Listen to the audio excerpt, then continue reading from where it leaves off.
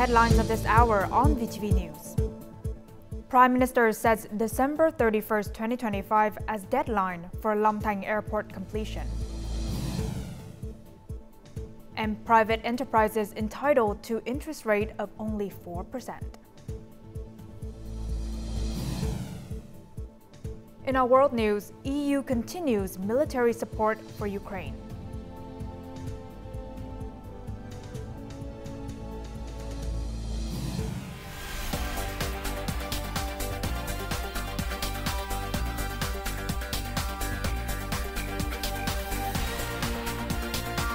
Broadcasting from Hanoi, the capital of Vietnam. VTV News starts right now. Hello, it's 3 p.m. local time and you're watching VTV News. I'm Huyền Trân with the top stories. During a working trip to the southern provinces, Prime Minister Phạm Minh Chính inspected the THANH Airport project site on Thursday night and also reviewed its progress along with related component projects. This marked his 7th inspection of the site.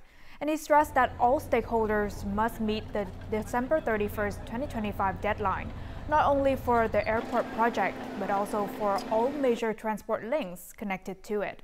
The Prime Minister requested Dong Nai province to ensure adequate material supplies for the projects and provide contractor support to prevent resource shortages. He further tasked the Ministry of Construction with drafting plans for a subway connecting Tân Sơn Nhất Airport to THANH Airport, while ensuring fair access and healthy competition among businesses building the aircraft maintenance areas. The Prime Minister has issued a decision adjusting the road network planning for 2021 to 2030 with a vision to 2050, which will modify the scale and investment roadmap of many expressways. And this adjustment aims to enhance the expressway system by improving connectivity and operational efficiency and reducing traffic congestion. The changes are also expected to optimize the mobilization of investment resources while creating opportunities to implement advanced technology in the planning, management, and operation of transport infrastructure. Now, according to data from the General Statistics Office, the construction and real estate sectors have contributed an average of 10% to Vietnam's total GDP in recent years. Looking ahead to 2025, the real estate market is expected to maintain strong growth momentum. And as a crucial input for production and business, it also serves as the foundation for urban development in major cities. In Hanoi's western region, a new urban development will introduce over 2,200 low-rise apartments to the market. Meanwhile, north of the Red River, near the capital's major industrial zones, investors will launch 200 social housing units and several dozen low-rise homes in the second quarter. In Hanoi, while apartment prices range from $1,500 to $3,000 per meter square, social housing is much more affordable at around $600 per meter square, enabling low-income buyers to own homes for $15,000 to $23,000. With increasing supply in the market, investors need a strategic approach to pricing. These developments are driving positive momentum in the real estate sector. Currently, real estate contributes around 9% to GDP, and we anticipate this figure to grow in the coming years. Since late 2024, Vietnam's real estate market has shown positive signs through the approval of new social housing projects. Though supply remains limited, progress is clearly visible. The real estate sector has far-reaching effects. Real estate growth, especially in direct consumption markets, drives broader economic expansion. Balancing supply and demand will accelerate economic recovery and growth. Housing and office supply in Vietnam's two largest cities has reached a 3-year high. Banks have begun easing credit restrictions while investor capital flows back into the market. Meanwhile, the government is working to stabilize prices and support low-income buyers, all measures aimed at driving market growth. Globally, every $1 increase in real estate activity generates $1.5 to $2 in benefits across other industries. In Vietnam specifically, a 1% growth in real estate activity contributes 1.3 to 1.4% to overall economic growth. Private economic enterprises held an outstanding credit balance of over $273 million last year, accounting for about 44% of total outstanding loans across the economy. And of this amount, small and medium-sized enterprises, or SMEs, had access to around $107 million, representing 40%. This group of businesses typically operates at a small scale with limited management capabilities and low competitiveness, making it difficult for them to provide sufficient collateral for bank loans. And in an effort to boost credit availability for the private sector this year, banks are introducing chain lending solutions. This approach allows businesses to access preferential loans without collateral. And currently, SMEs qualify as one of the 5 groups eligible for low-interest loans at just 4% per year, which only 2/3 of the normal loan interest rate, when meeting specific conditions and criteria. Vietnam's fintech sector is evolving rapidly, and startups are no longer just focusing on payments and lending. Instead, they are expanding into integrated financial solutions, offering diverse products tailored to real market demands. And this strategic shift is helping them stay competitive, attract investment, and drive innovation in the industry. With just a few taps, employees can now access their salary in advance. No paperwork, no company approval, and no high-interest loans. The next evolution of fintech is embedded finance. It's about being able to provide financial services when people need it at the moment. What we're really helping people to do is manage money better, educating people about money, and giving them liquidity when they need it without going into debt. So helping employees being more financially autonomous also helps them be more productive at the workspace. Startups like Echo are moving beyond e-wallets to financial management apps. One Long, for example, raised $500,000 by offering flexible asset management services. Established names like Momo and Zalopay are also expanding their offerings to stay competitive. Both the e-wallet players and other players in the markets are looking at new services and add new revenue drivers. Where I see a lot of potential here is really in the space of managing investments and savings. What will really be the trend for the next few years will be a customer-centric innovation, where you look at the families or the individual customers and you try and understand what are their total needs. There'll be a lot of algorithms, AI built into this. A Decision Lab report shows banking app adoption is rising, creating opportunities for fintech startups to collaborate with banks and expand their reach. P2P lending, SME finance. There are still lots of opportunities in those fields. We can mention like wealth management. We can mention, especially insurance. Like Vietnam is still underinsured. And maybe we can forecast that with high confidence. What has happened in the payment system, maybe at not the same magnitude, but could happen with the insurance business as well. Despite a global slowdown in fintech funding, Vietnam's market remains dynamic. Startups can drive sustainable growth by diversifying their products and focusing on essential services. Now, to address the recurring challenge of price instability, where good harvests bring low prices and poor harvests lead to high prices, farmers in Gia Lai province, the country's largest passion fruit growing region, have embraced sustainable production chain linkages. Cultivating approximately 4,500 hectares, these farmers are working with cooperatives and enterprises to improve product quality and secure stable market access.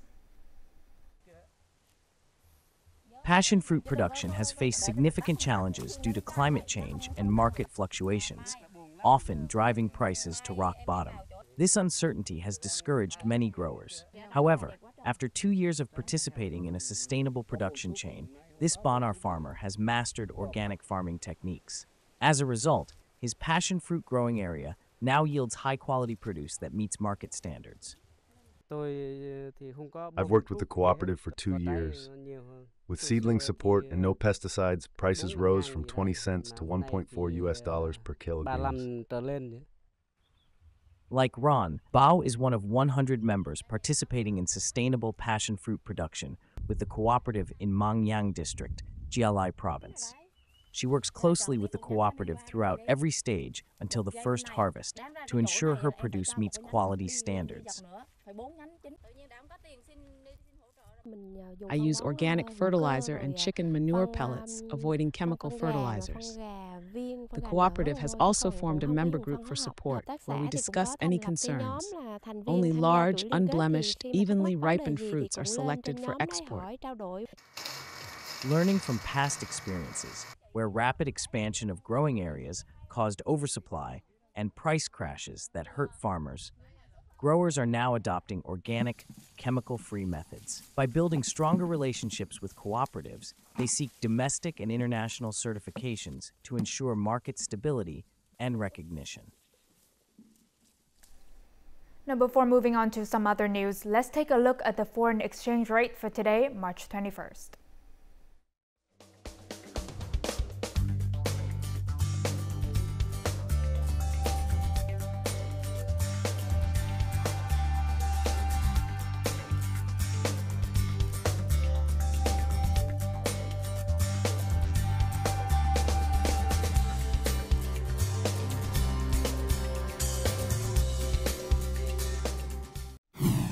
Coming up next on VTV News. Measles vaccination campaign deployed in 54 localities.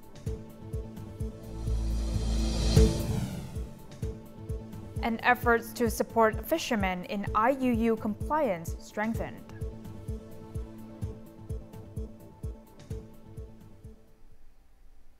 The Ministry of Health has announced the second measles vaccination plan for 2025, launching across 54 provinces and cities. Children aged 6 to 9 months will receive 1 dose of measles vaccine. Children aged 6 to 10 years old who have not been vaccinated or have incomplete vaccination records will also receive 1 dose. Children aged 1 to 5 years old who have not received all required doses will receive a catch-up dose. And all localities must complete their vaccination programs by the 31st of this month.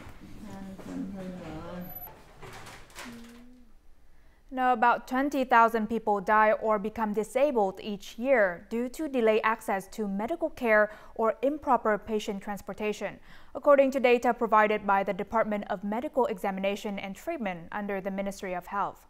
The World Health Organization defines out-of-hospital emergency care as an action performed by first aid trained individuals at incident sites. However, currently, first aid skills are not widespread among the general population in Vietnam, with emergency care primarily provided by 115 emergency centers. As such, since March, the Ministry of Health has begun piloting the out-of-hospital emergency care project in 4 localities, namely Hải Phòng, Hà Tĩnh, Khánh Hòa, and Kiên Giang. For nearly 5 years, enforcement teams have worked alongside fishermen to prevent illegal fishing and territorial encroachment. Working in coordination with other forces, they aim to stop violations in foreign waters. Join us aboard a Coast Guard ship in Vietnam's southwestern seas as we witness these officers' dedication and challenges in action. I'm illiterate, so the officers have to explain the regulations to me. I never fish in foreign waters. I'm afraid of going to jail and not being able to provide for my family. I only fish within Vietnam's waters. These words come from a fisherman with nearly 15 years at sea, reflecting the Coast Guard's persistent efforts in education and support. The command post oversees a fleet of Coast Guard, fisheries surveillance, and militia ships. These vessels patrol over 20 nautical miles along waters bordering Thailand, Indonesia, and Malaysia, forming a protective barrier at sea. The fleet is now on its 21st mission, with each deployment lasting at least 2 months, to maintain a constant presence at sea. Throughout the past 2 months, the Southwest Sea's weather has remained harsh and unforgiving. Currently, waves in our operational area reach level 4 to 5 or higher, with heights of 1.5 to 2 meters. In 2017, hundreds of fishermen were caught in foreign waters and repatriated. Today, enforcement efforts have established clear boundaries, eliminating arrests and reducing violations. We work with foreign coast guards, including those of Thailand and Malaysia, to prevent illegal vessel and goods transport while protecting domestic fleets. Standing side by side with fishermen, the Coast Guard carries out its noble yet challenging mission of preventing violations, educating crews, and supporting offshore fishing, all while safeguarding Vietnam's maritime sovereignty. Now, since March 1st, following the policy to streamline the apparatus by eliminating district-level police, many localities across the country have deployed working groups to ensure security and order. These groups include provincial police officers who have been assigned to support commune police during this transition period. The Security Task Force supports local police in communes and towns while handling cases and incidents previously managed by district police. At 10 p.m., Security Task Force No. 6 in Thanh Nguyen District, Lai Châu Province, coordinated with town police to patrol and monitor the area. The police officers reminded us not to park our vehicles on the street, so we complied. When the officers regularly patrol the area, we feel more secure. Some individuals attempted to take advantage of the situation by breaking the law. In response, the task force now works closely with town police to conduct regular patrols, allowing them to quickly identify and address incidents. Task Force No. 6 has directly provided professional and technical guidance to help our town police force further ensure safety in the area. On the first day of implementing the new police force model, the town police force coordinated with Task Force No. 6 to arrest 2 subjects for illegal drug trafficking and possession. In addition to patrolling, the task force also visited households to inform them of the Ministry of Public Security's new model. The task force was established to ensure the commune police force operates smoothly. In the immediate future, the Board of Directors will also send more task forces to support the commune police force in carrying out their tasks. The Lai Châu Provincial Police have established 7 task forces, 1 for each district, ready to deploy at any time and location. We will analyze feedback from both task forces and functional units to determine the optimal composition, quantity, and structure for establishing long-term forces. However, the commune police will remain our core operational team. In its first few days of operation, Task Force No. 6 made significant progress. They uncovered 2 drug-related cases and arrested 3 suspects, guided 9 individuals to comply with religious regulations, and maintain security at detention facilities. Quảng Nam Province has begun construction on a project to prevent erosion and protect the Hội An coast. With a total investment of over $39 million, the project is scheduled for completion next year. Once completed, it will protect the land, homes, and lives of more than 1,300 households and tourism infrastructure across an area of approximately 3.2 square kilometers. The project will also support local socio-economic stability and development, particularly benefiting Hội An's tourism sector and Quảng Nam Province as a whole.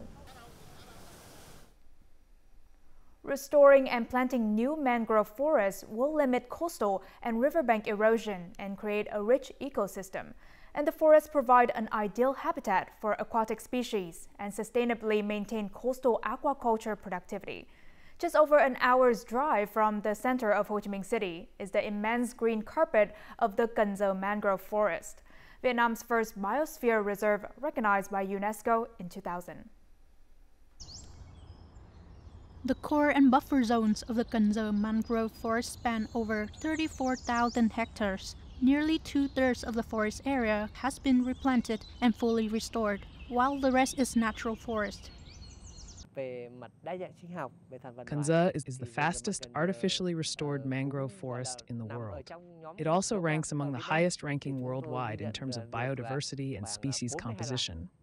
35 out of 42 species in Vietnam are found in the Cần Giờ mangrove forest, which boasts a high diversity of plant species. The Cần Giờ mangrove forest is also home to 2 rare plant species and 9 rare animal species.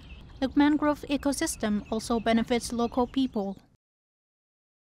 A 100-meter stretch of mangrove forest can reduce wave speeds by 90% and wave intensity by 50%.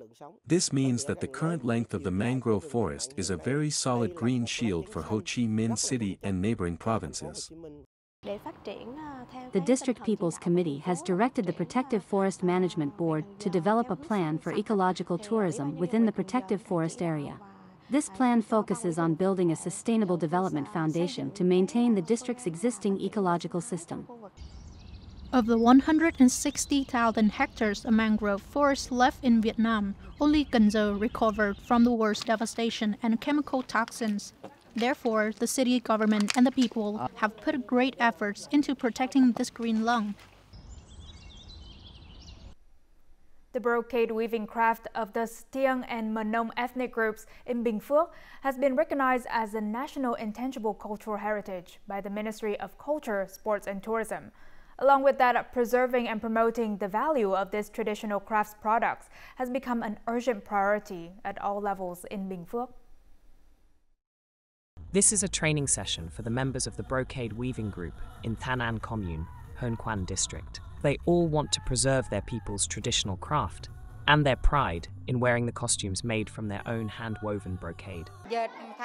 When I wear garments woven by our people, I find it fascinating. This inspired me to learn this craft, preserve my Stiang weaving tradition. I'm a Mnon person. I'm very proud to perform at such a big event. Since I was little, I have worn and loved my ethnic clothes. The clothes I'm wearing today were hand-woven by my grandparents and parents. Designer Minh Han showcased 70 traditional costumes woven by Stiang and Mnon women, alongside her own brocade fashion designs at the Bombo New Day fashion show, marking the first time these traditional pieces appeared on the fashion stage. We want to enhance the value of silk brocade to inspire weavers to continue preserving this traditional craft. We hope that the brocade of the Mnon and Stiang people in Bù Đăng, as well as in Bình Phước, will be widely promoted, not only in Vietnam, but also to the world. The long-term strategy involves upgrading brocade costumes through new weaving materials, innovative patterns, and broader product promotion. When ethnic artisans can earn a sustainable living from their craft, the traditional weaving practice will naturally be preserved. Coming up next in our world news. EU continues military support for Ukraine.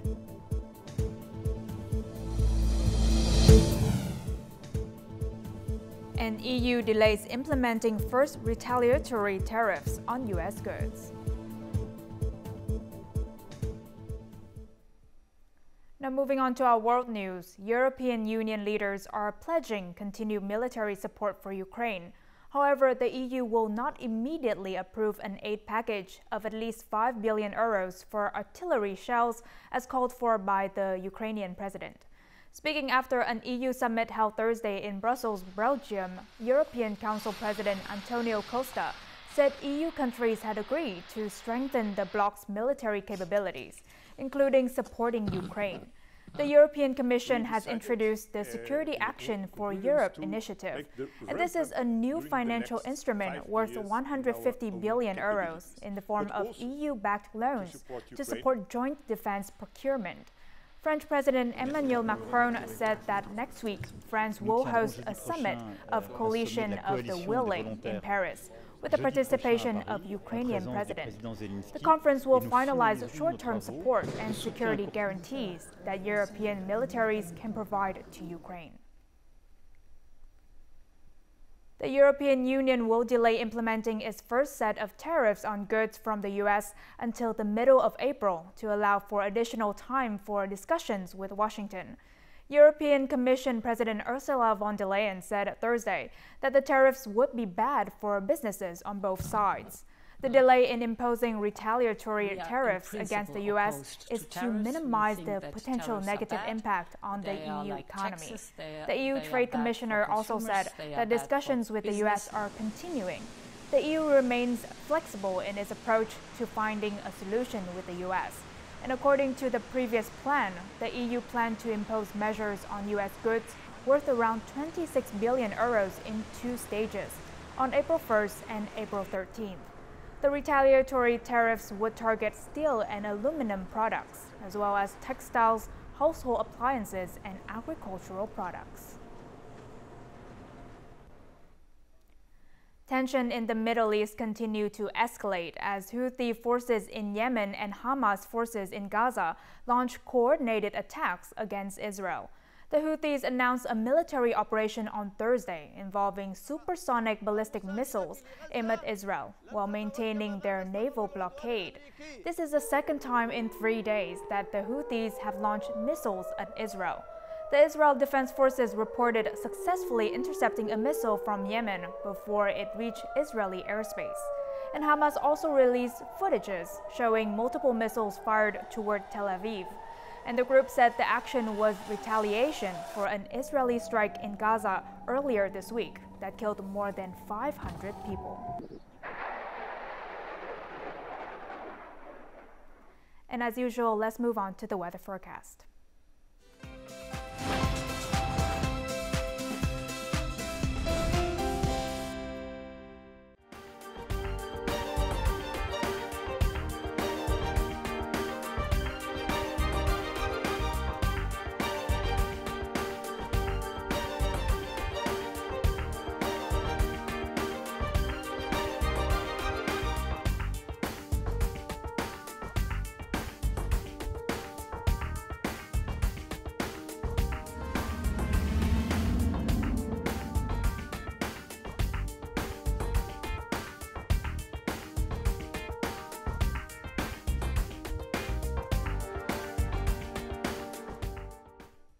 And that's all the news we have for this hour. To rewatch our program, you can download our mobile app VTVgo or check out our YouTube channel VTV4Go. Thank you for watching and see you next time.